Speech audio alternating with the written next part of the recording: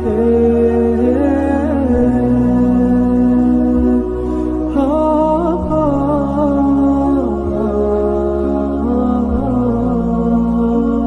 a great honor for me today to visit Alkhidmat Foundation. We had a very fruitful meeting as Turkey and Pakistan.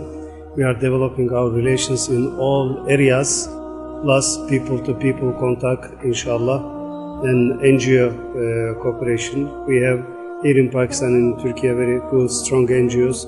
There is a good cooperation between them. We will strengthen it and become more powerful, inshallah. Thank you for your warm hospitality. Turkey, Pakistan, Dosti Zindabad.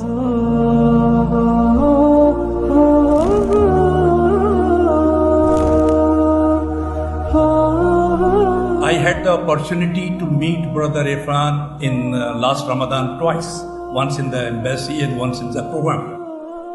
I am really deeply inspired by his vision of bringing the people of two nations together on the basis of faith and love with each other and transforming it to practical things.